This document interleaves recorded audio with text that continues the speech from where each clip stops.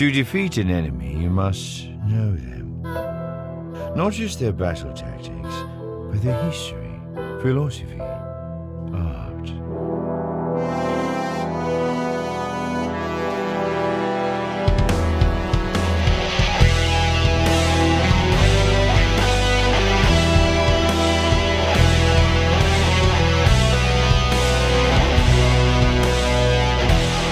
Welcome to the Chiss Ascendancy podcast.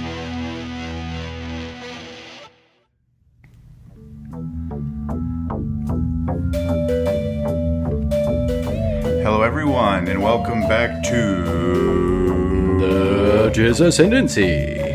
We are on episode 108, We made it. and we're here. And we are in Heir to the Empire number 4, for those of you following along at home. Jump right into it, where we left off at the end of number 3. Yes. Leia is on Kashyyyk with Chewie and with our best friend Rara, who is a Wookiee that has a speech impediment that allows him to speak Basic, aka English. And you are Lando and Han have 3PO. 3PO has a voice modulator on there. You like that one? I've got it better for you. Okay, go ahead. My P-32 explosive space modulator. That's the classic Marvin the Martian. Remember the other one that's like a weird... Where's the big kaboom? There's like 2 different voices. Where's my kaboom? Yeah. Explosive space modulator. There's like 2 different ones. The one that you're doing is like kind of... They stuck with that and they went on forward. Anyways. That's a good one. Yeah. So Marvin the Martian, a.k.a. C-3PO, has a voice modulator. I just noticed just now my Marvin the Martian's really close to my Kermit the Frog. Yep. My wife hates my Kermit the Frog. She says it's a major ick, but It's a major ick. I love it. I loved Kermit the Frog. You need to find out a voice that she hates more than Kermit. No, that's it. That's it? 10 out of 10. She hates Really? it. Yeah, she hates it. What about RFK? No. My RFK is really good, too. I know, but I'm just saying that's, to me, it's, whenever RFK talks, I keep going, in my voice, because I'm like, it makes me... Coming for you, red dye number 40. He sounds exhausted. Yeah, he sounds... one of my favorite stand-up bits right now, and man, we are 30 seconds in and already way off the path, as he's like, he sounds like he just, as he tried just... Yeah, exactly. Like one good one, just really get under it, I don't know. Yeah. So we're reading Heir to the Empire number 4, and we're... So, that's just... I can't believe it. It's got to be exhausting. Anyways, I That's why he almost looks said... sunburnt from the inside out, you know what I mean? He looks like there's just like some coaxium about to explode out of him. He's like Godzilla when he's on fire. Okay, so we talked about Leia and them. Lando, Han, and C-3PO are on the Falcon. C-3PO's voice has been modulated to sound like Leia. That way that Leia can be hidden on Kashyyyk, although fat lot of good it did ya? Yeah. Where the freaking nobody were there 2 seconds later. And then... And also, are they stranded? No, they've got Lando ship. Yeah, the lady It wasn't a one-way ticket like I did get a message Yoda's ship. Since the last time, because we did a lot of talent card, aka Puss in Boots last week. I did get a message that said not enough Lando this week from you guys. So anytime we're talking about Lando, Sorry to be disappointed. We'll have to get into character. We get no Leia this episode. Yep. Very little Lando content, actually. I feel like Han really takes the 4. We get some Lando and Han. Leia's not in it at all. We get a good bit of Luke, which is finally, we get more Luke. And no New Republic nonsense, which is fantastic. We get a little panel where Winter is trying to talk to...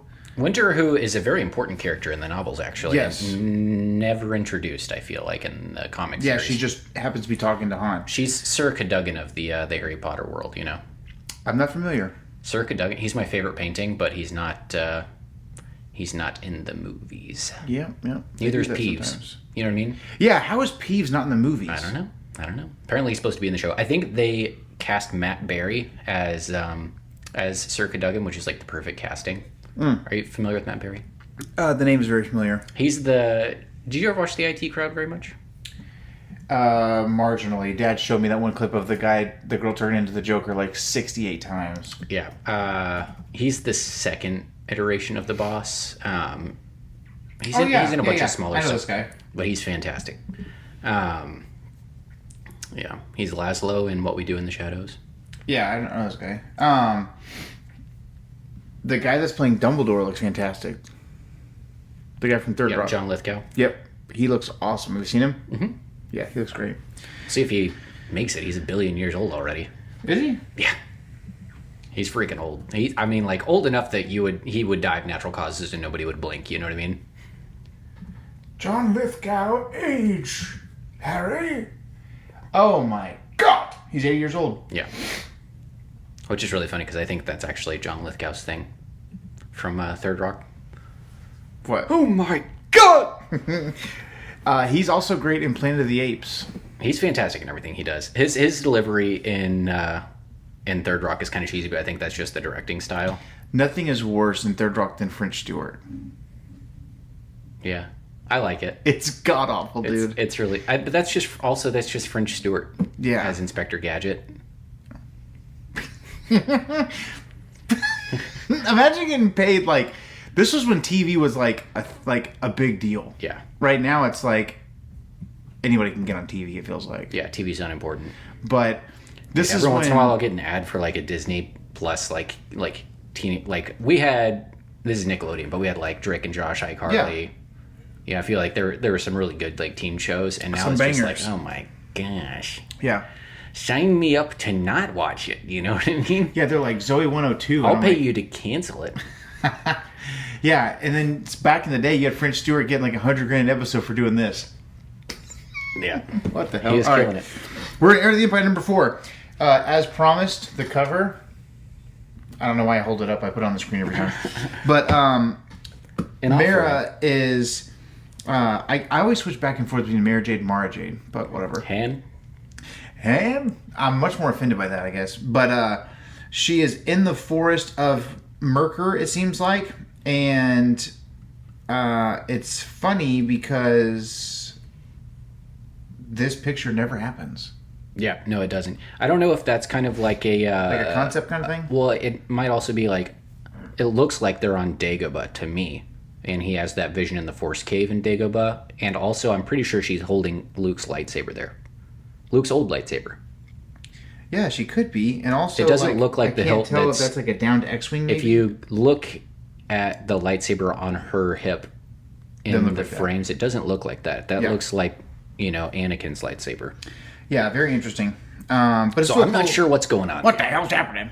What the hell you doing? So that is the cover art. Now jumping right into page 1, we're just gonna go right through here. You have some really cool.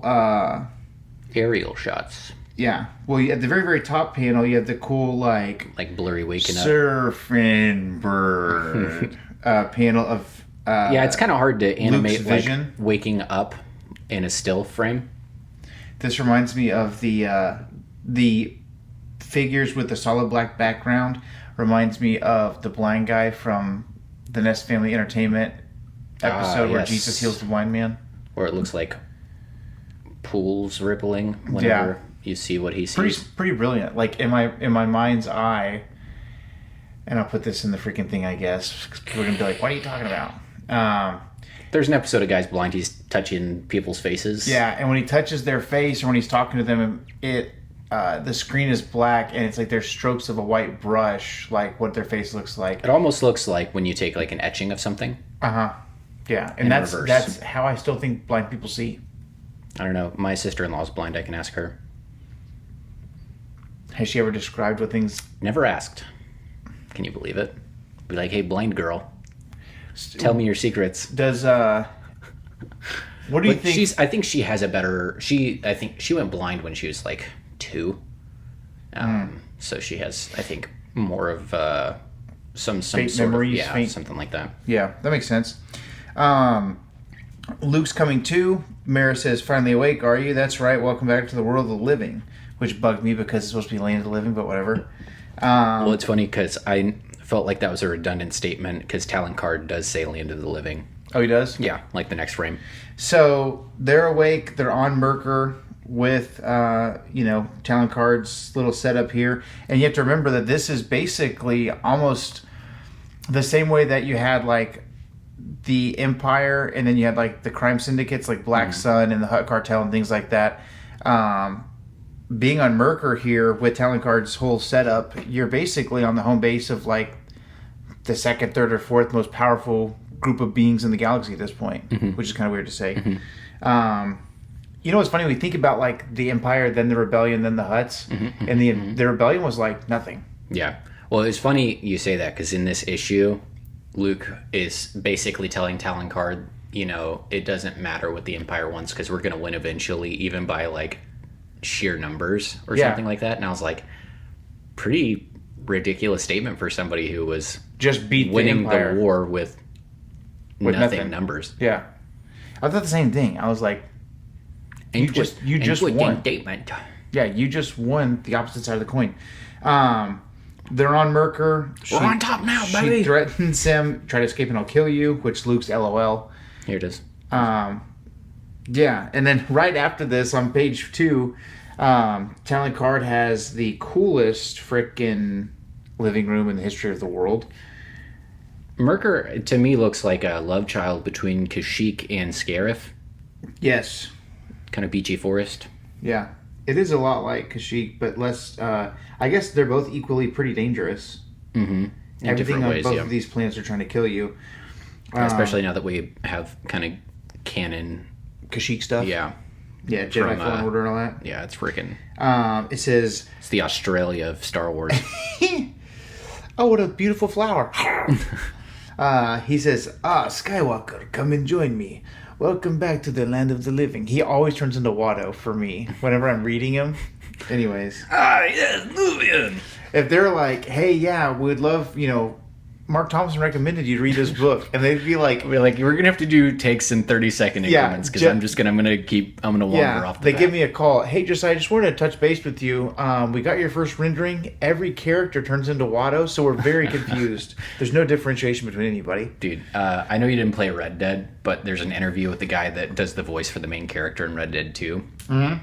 And they did a bunch of lines of him talking to his horse that come up a lot, like when you're comforting your horse or whatever. Right. And they're like, hey, so we've got to re-record everything. And he's like, I thought that they were good. And he's like, well, and then they played it back for me. And I'm like, you're all right, girl. He's like, it was way too sexual. He's like, yeah, let's redo those. Hey, you're actually looking pretty good over there, girl. Looking a little too good there, girl. So, amazing living room here, raised platform. Talon Card's smoking on some of that dirty lettuce, that Satan's cabbage there. If you're a scouting person, a little skooma. He's gonna... Yeah, a little hookah, something like that. Yeah, he's just chilling out. He's a chill guy, you know. Chilling. I really like Talon Card, actually. He's pretty cool. And he's got his 2 Vornskers there with him. These are the beasts that, if you're unfamiliar, they live on the planet of Merkur, and they hunt using the Force, essentially. And so that is how the Islamiri evolved to create this sphere where they push the Force away, essentially giving them invisibility. That's how they're surviving. That's how they adapted. And Yes. So you've got the Vornskers who are kind of aggressive towards Luke. He sends them away. And then basically they have this back and forth where Talon Card is telling Luke, we don't know what to do with you. We found you. If we give you to the Imperials, obviously the New Republic's going to be upset. Mm-hmm. And you're a Jedi, and I don't really want to have to do that. But if I just let you go, then the Empire's going to be pissed off that I didn't hand you over. Yeah. Luke is saying, we'll double whatever the bounty is. And they're Looks like, how about just let me go, question mark? Yeah. And so... I can't blame a girl for trying. Yeah. Page 3, Luke says, don't hurry on my account. This seems like a nice place. And then... I do like that we get sassy Luke a little bit. Yes. This is the best of Luke so far. I think so, yeah. And everything. I feel like this is the best demonstration of his character. Yeah. He's been very kind of like... melancholy Anakin-y. Mm-hmm. Yeah, he's much more hopeful and much more resourceful in this one. Mm-hmm. I had some notes about that in the notes section. But Luke says, don't hurry up on my account. I'm hanging out. Yeah, As long as you got Cheetos, I'm good. Yeah. And Talon Card tells him, no Cheetos, no Mountain Dew. And it's not a comfortable place. The Vornskers in the forest are more vicious than my pets and don't count on your Jedi skills to save you, which is why maybe this is even more dangerous than Kashyyyk because you can't use the Force. For a Jedi, yeah. Yeah, exactly. He says there are considerably more Islamiri in the forest, and then Luke asks what those are. They seem to have an unusual ability to push back the Force. You could always return R2 where you found us. We'll take our chances, including the Imperials. So he's saying basically put us back out there in space. We'll figure it out. Yeah. You turn the page to page 4. Going back to Han and Lando, I feel like we can skip over a lot of this. Yeah, so Han and Lando are basically using, again, that voice modulator for 3PO to touch base with everybody. What's weird is C-3PO's wearing... I think... So I was thinking the same... It looks like C-3PO's wearing the mic. I think that's like the transmission. Is that what you're going to say? No, I knew what that was, but I was going to say it's weird because it says she wants to talk to Han, right? Mm-hmm. After 3PO's talking as Leia. He says, I'm here, Winter, what's up? And then Winter says, Admiral Akbar wants to know when you'll be back. He's having problems with the family. Yeah, I think that's their poor code because you go to the next page and Lando's like, you guys should have worked out a better verbal code. Oh, okay. I think she's talking about he's having trouble with the Bothan. They be doing that. Yeah, you be doing that. I did post to our Instagram and our TikTok, like, where are the Bothans? What's going on? What the Bothan doing? What you think about it? It's funny because they're like a fan favorite species, and you have that one iconic line, many Bothans died to bring us this information. But then there's no nothing in canon. Yeah. They're like mentioned in passing, like, the Bothans. The creators of Battlefront 2 felt the same. The 2005 version. Yeah. And also, they kind of suck. Though. They do kind of suck. I think one of the reasons... Let me blow dry you. Yeah, one of the reasons that I'm so fond of them is because... They look cool. They look super cool. They have that cloaking ability and things of that nature. They're spies, so they're basically ninjas with... Like, they're horse ninjas, you know what I mean? Yep. But I think because... Give that Tauntaun some opposable thumbs. Yeah. Run on those hooves. Basically... there's this one really creepy picture though that I found. I don't know what comic it's from, but there's like some people sitting around a fire and there's like a sexy Bothan girl dancing. Okay. It's disgusting. It can't be any worse than Six Titties. Is that the girl from Jaw's Palace? Is there another one that I'm unaware of? Doing the old Fiddler on the Roof? Yeah. Fiddler on the Roof. Stomping just as heavy, you know what I mean? Jabba's like, don't be. Oh, Baka, don't step on the grate. What if freaking she steps on that and Jabba's holding the lever with both hands, trying not to put her into the Rancor because the Rancor's on a very strict diet, and then she falls in and the Rancor's like, he's disgusted by her. It's a very elaborate ploy you're describing here. What is that character's name? But I remember when we were growing up, I think I've named her aptly. Six Titties? Yeah. Okay. Pretty sure that's the canon name. What do I even look up? Jabba's Palace. Six You're going to Tits. tell me Ringrol's name is Long Snoot and her name's not Six Titties? Yeah, Ringrol. That freaking snitch. Cool goggles. Terrible morals. Yarna Dal Gargan. Yeah, see, my name's better. Yeah. Now, what was funny, I was going to say, so back before, like right now, anytime you go to the store, there's going to be some kind of Star Wars action figures. Mm-hmm. And there's just constant waves coming out or whatever. Mm-hmm. And but back when we were kids, there were still waves of stuff coming out, but it was much fewer, farther between, harder to find stuff. You know, obviously we didn't have our own money, so we couldn't buy them online. We didn't have our own cars, so we couldn't go to Walmart Walmart. So I would go... Slim pickings out there. Yeah, exactly. So we were in the Crosby Walmart, right, which is like out in the sticks. And I went to the toy aisle to try to find... The one that became the Palais Royal or the its own building This Walmart? is the actual, the bigger one. And I go in there and I'm trying to find or look for what Star Wars figures are there. I was specifically looking for Commando Scorch, which is still one of my favorite figures. Anyways, this chick was sitting on there for like It had to have been like a year. She was sitting on the Walmart toy peg for so long that the little cardboard hook that you put them on the shelf on broke, and they had to put a plastic ring for her to go back on the shelf. That's how heavy she is. They're like, put a ring on there for that big bitch. It's a reinforced metal for this plastic figure. Yeah. So, anyways, What weighs more? I never bought it. a pound of feathers or a pound of steel? I'm not doing it.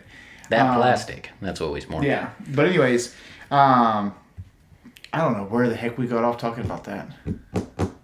The sexy bothan. Yes. I'll look it up for you. Please.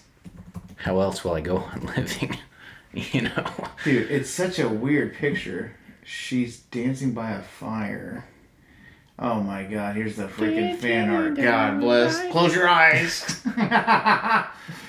Ooh! I'm just kidding. Let's see. So we got Han talking through C-3PO. Swipey. They go on to... what's the name of this planet here that they're on? They're trying to touch down on Abrigado. And then they're trying to meet with somebody. It's Han's contact. Looks like somebody's getting busted. Han's like, it's okay. We're over this way. Ugh. Gross. Don't make them look at it. Open your eyes. I'm gonna find the meme where the person's behind them like this and put this picture. There's freaking Save Wolverine the when he's photos. captured by Mojo. Oh my god, that's funny. That's a deep Marvel cut for you folks. Yeah, it is. They're in a casino, yada yada yada. They're trying to find contacts Yeah. for the New Republic. They're trying to find someone to take them to Card because all roads lead to Talon Card. You want something? Talon Card. He's like the Better Call Saul of this comic book. It's true. He's the only man that knows anything, apparently. But yeah, I don't know. I just cleaned up this messes. Star Wars X-Wing Rogue Squadron 17, it says this is from. And then there's a freaking... This is the whole page. She's like trying to lure the human guys. And then it just shows this picture of these three Bothans all wearing tank tops in the woods. And they're not... they're not amused.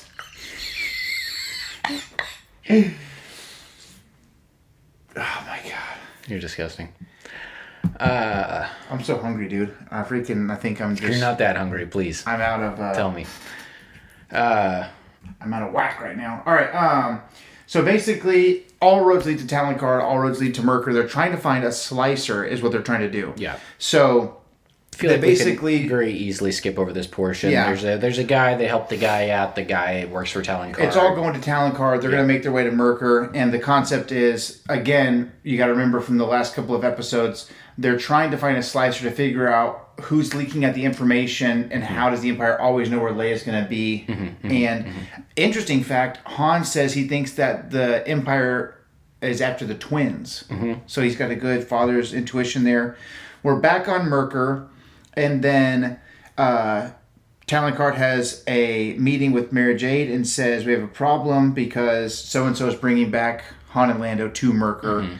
And Talon Card is very clever. I mean, there's a reason that he is in the place that he's in, the position he's in. So He's Mara's very like, good at seizing opportunities. yeah, have them kick this dude out and drop him off somewhere else, and then they will know how to get to Merker or where Merker's at, or that they're trying to get to Merker. And then he says it's actually a great idea to have them here because if we hide Skywalker and they come here, that's an even better solution to if the New Republic comes asking us to help, we can say, we don't know where he's at. come to you and you will bring him to me. He will come to me?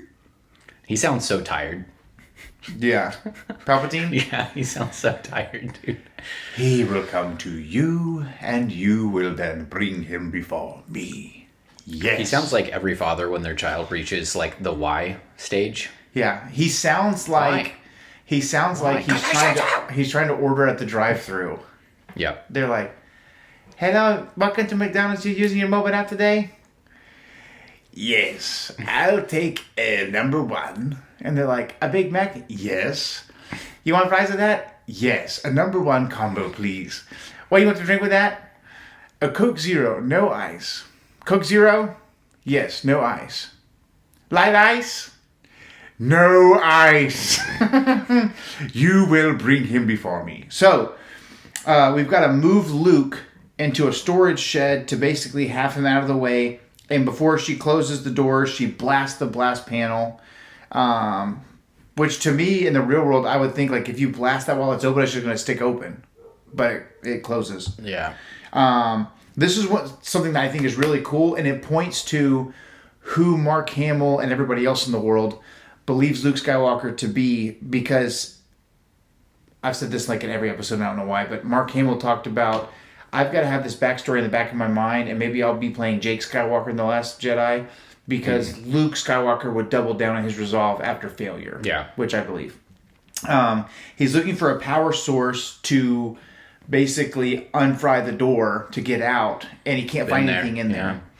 Exactly. Been there. And he's me in the attic when it's 104 degrees up there, and I'm trying to rewire the air conditioning system. Yeah, exactly. To fit modern thermostats. I spent like 8 hours trying to be an electrician. So when he tried to connect a wire, and he said, "Oh, they must have already cut off the power," I felt that real deep. Yeah. Felt that. And he says something that's really cool. He says it can't get out without a power source. And he says my artificial hand, it has a dependent power source, and so he's going to open up the panel. I did like how he chat GPTs with R2. He's like, "Hey, I gotta open up my hand. Can you walk me through the process?" Yeah, that's pretty funny.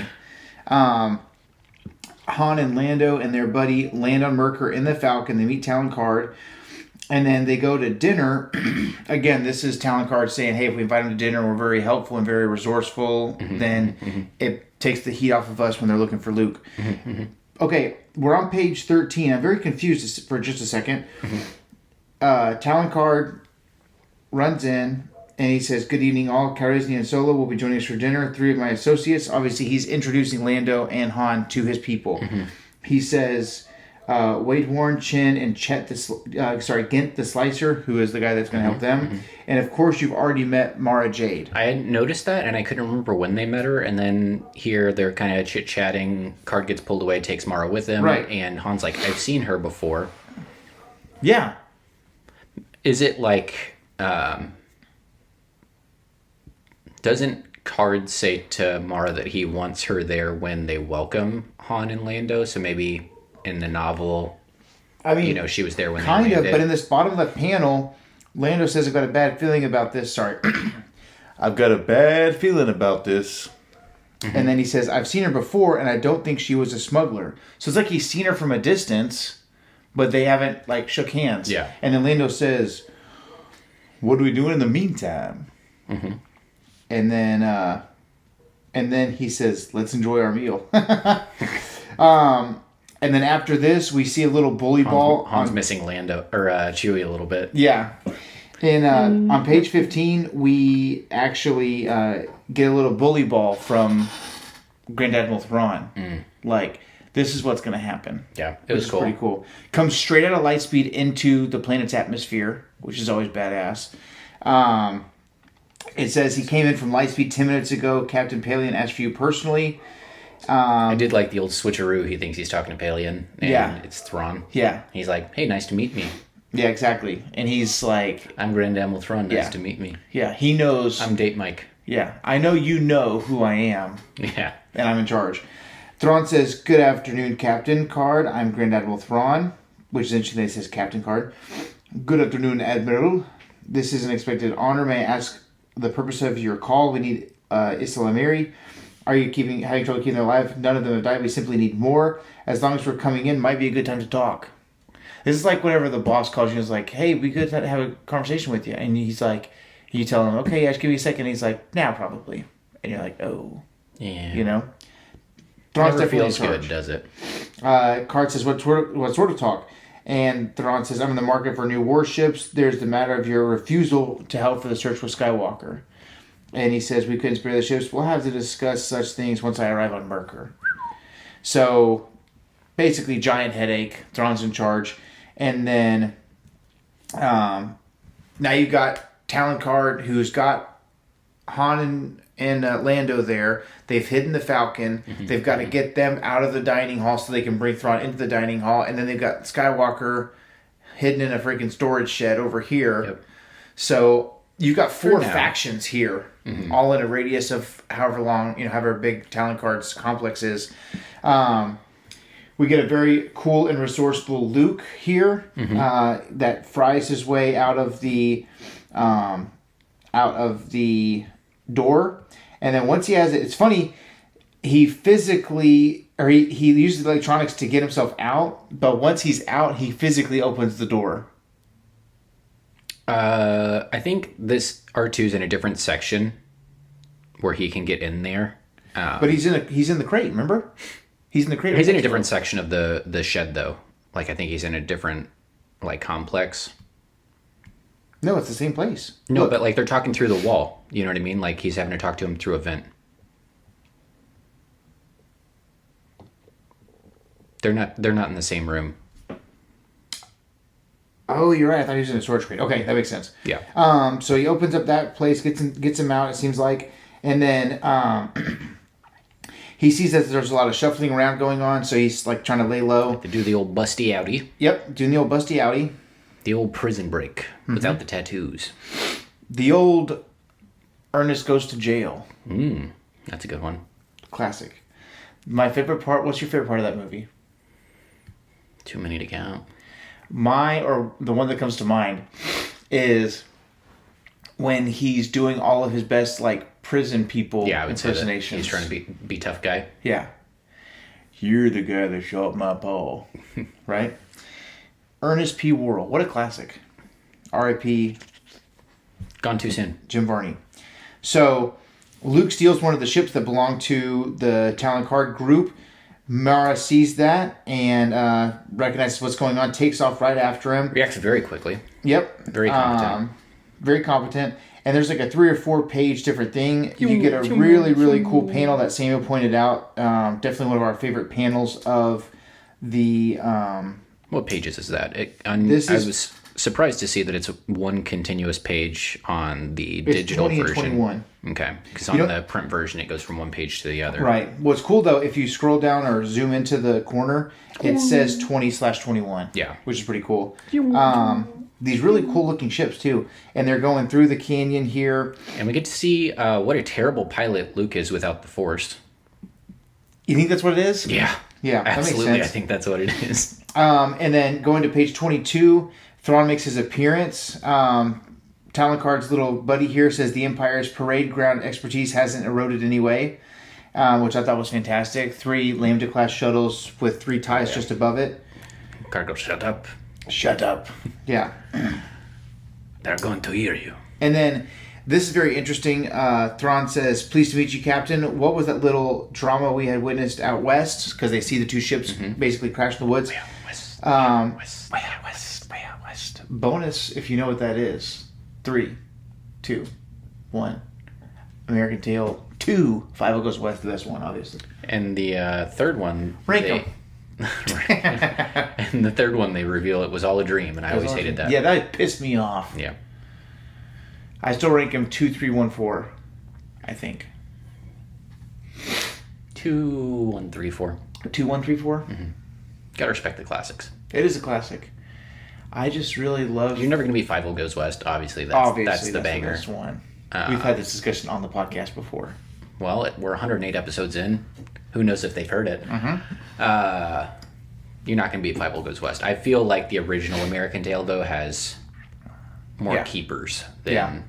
They're in New York. You see the Statue of Liberty getting delivered and all that stuff. It's pretty cool. And then the Mystery of the Night Monster, obviously bottom tier. Yeah. Easy. And to then throw the away third from. one, A Mystery of Manhattan Island, a lot of really, really good stuff. But then, as I'm getting older... I think a lot about Scuttlebutt. Scuttlebutt's fantastic. Friend of the Working Mouse. Friend of the one of the Working greatest Mouse. songs of all time. Friend of the Working Mouse. And I several times, like, let's say it's late at night, and Houston's a night owl, right? My youngest son, for those of you listening. He'll come in the room and he'll be like, "Hey, Mom, I was just wanting some water." Or some, whatever. And he's so freaking cute, He is really and cute. And then Macy will be like, "All right, here's some water." And I'll be like, "Now get in your bed." And he'll like laugh and run away, And then she'll be like, he's up so late, but he's so cute. And I'll say, but he got what he wanted out of you. Which is a line from, obviously, American Tail 3. But yeah, I don't care for the old... I don't care for the anti-American rhetoric in that one. I don't care for that much at all. You know? Do you remember what I'm talking about? No. So when the American people, had war or whatever with the Native American people, the Native American or Indian mice went underground to save themselves from the scourge of white mice. And which obviously, you have the bosses or whatever, It's the elites against the rest of us in real life. But this is just some leftist propaganda. I was too distracted by all kidding. the booby traps, I suppose. No, yeah, but no. So the thing I didn't like was there's this one part, right, where Fievel says, "We know better than Scuttlebutt because we saw this treasure and we wanted it for ourselves." And I'm like, that's the way of the world, Fievel. You think that the frickin' the people that are there didn't take it from somebody else? What treasure was there? There wasn't a treasure. Okay. The treasure was the history. Yeah. You know? Yeah. I'm not apologizing. That's all I'm saying. 2, 1, 3, 4. That's my rank. 2, 1, 3, 4 is strong. I think I think Friend of the Working Mouse just takes it over the top. 2, 3, 1, 4 for me. Also, No Cats in America is a classic from the original. Yep. But then you can counter that with the first song in The Mystery of the Treasure of Manhattan Island, which is the one that says it's about the hardworking, productive mice. We live in Manhattan. We work all night and day. What about Never Say Never? Never Say Never. That's a classic. And that's in 1, isn't it? That is in 1. Ooh. Okay. So do you take Never Say Never, or do you take Friend of the Working Mouse, though? Obviously, Friend of the Working Mouse, but now you've got 2 strong songs versus 1 strong song. No. I just don't said think the other one's that strong. I think it's Are you kidding me? Yeah, I think it's if there's more weight in these 2 combined than these 2 combined. Dude, keep on climbing up the ladder. You don't remember that part? I remember it. We're But strong. in my daily life, I think Never Say Never way more. All I remember is that it just says Never Say Never again. That's all you need to remember, baby.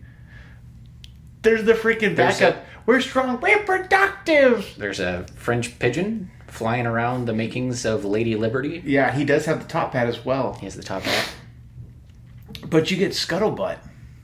Well, waste a secret weapon. Well, waste us. Oh, man, the secret weapon is pretty good. Secret weapon. Oh, man, secret weapon. And wasn't it just like a giant, scary, satanic, animatronic mouse or something? I think it was supposed to look like a big dog to scare off the cats. Oh, really? I thought it was a super mouse. Also, we get to see the makings of the partnership of... You might be correct. You get to see the makings of the partnership of Fievel and Tiger.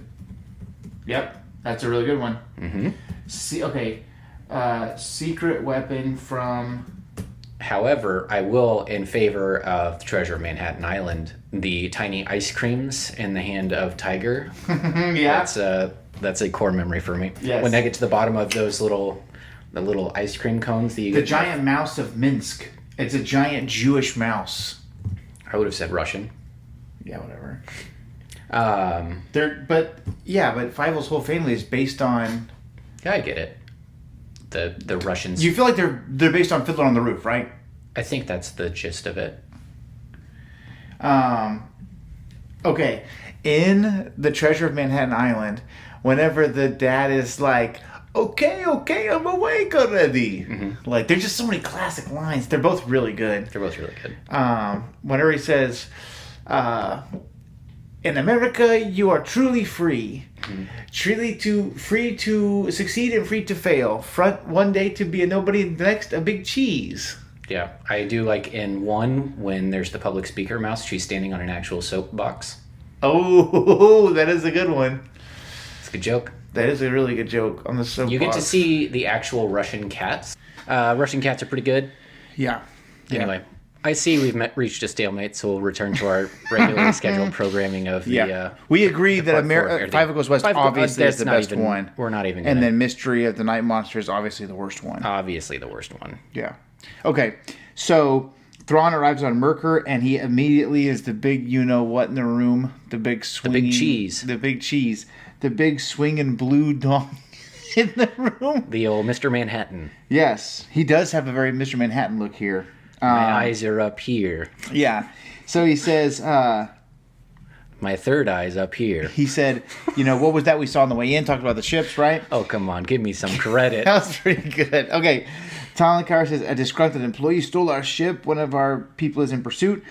And then Thrawn says, was in pursuit. Because I think of this in Mark Thompson's original voice. However, we have the... I still can't get rid of the... Perhaps. Yeah, of course. You got to think about that. That lives on in my mind. He said they went both down, and he says, excuse me while I organize a rescue team. And then Thrawn pulls the switcheroo on him and says, allow me, troop commander, investigate the crash site, bring back any survivors. What a power move. Which hey, I wonder... I'm at your house, but hey, kids, start dinner. Yeah. You know what I mean? It's like the second Cheaper by the Dozen. Ooh, yeah. Where they're at the Dinky Lake house, and he's like, why don't you come on over to my house, Tom? Isn't that Eugene Levy with the giant eyebrows? Yeah. Poor workman blames his tools, Tom. Yeah. And so Card puts up his hands like this and says, I appreciate your assistance, but it really isn't necessary. Thrawn says, on the contrary, you helped us with the Islamiri. How better for me to repay you?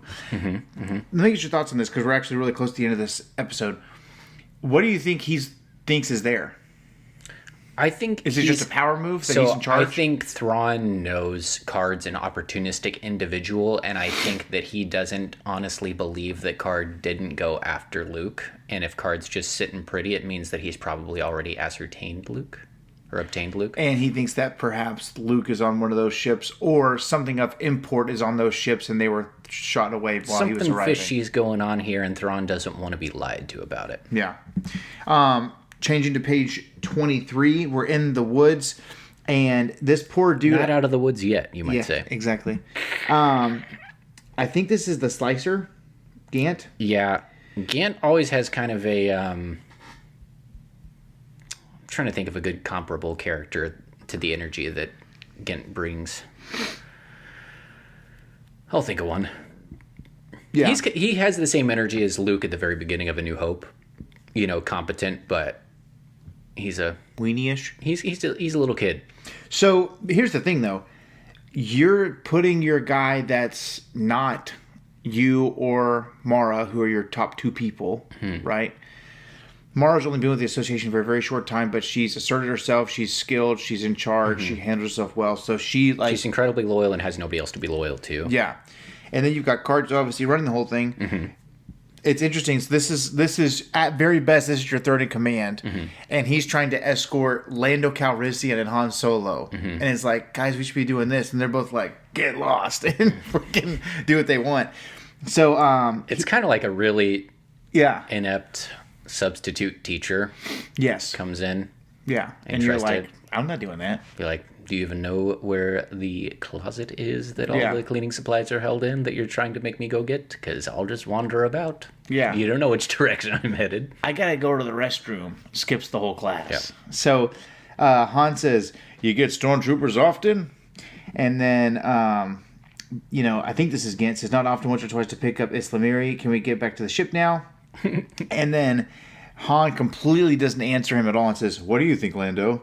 And then Lando responds, got to have something to do with that skip ray they were burning out here. Which, that went burning out here, talking about the ship, right? And then this guy lets it slip. Scenario. Yeah, there was some kind of prisoner. Jaden Card had him stashed away.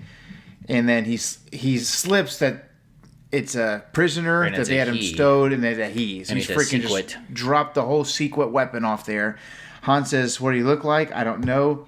Looks I like don't they're know, going geez." inside. Let me see." One of my favorite stills of the whole chapter is this binocular view of Talon Card with Thrawn and Rook just behind. And there's just this subtleness of Thrawn's head is up, his back is back, his chest is out, and Card's looking at the ground. I don't know if that's on purpose, but it's a very, like, letting you know who's in charge of that situation, even though we're on Talon Card's ground. Yeah. Which, it reminds me a lot of, like, in the comics, some of the earlier Star Wars comics, Vader would go and talk to Jabba, and Jabba's usually like, raid my furry pink lips. Like, he's very in charge. That's a Stuart Little reference for you. But he's very like, whatever I say goes, Yeah. What do you have? Nothing. Oh, I thought you were going to put a funny sound bit. All right. No.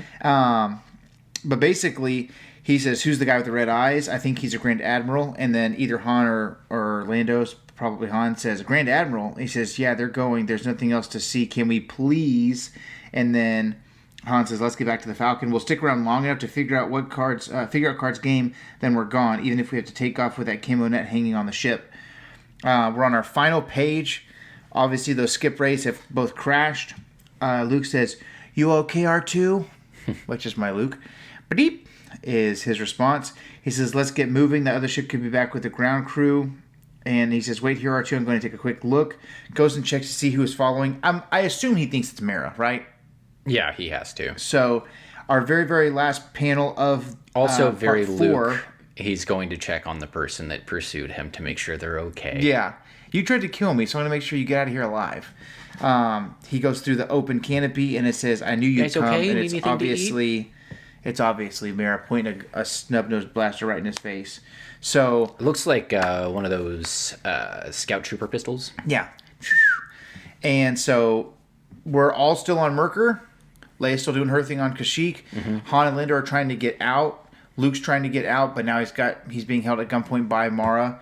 I kind of feel like if they got into a fist fight, Force not included, Mara's probably got the upper hand here.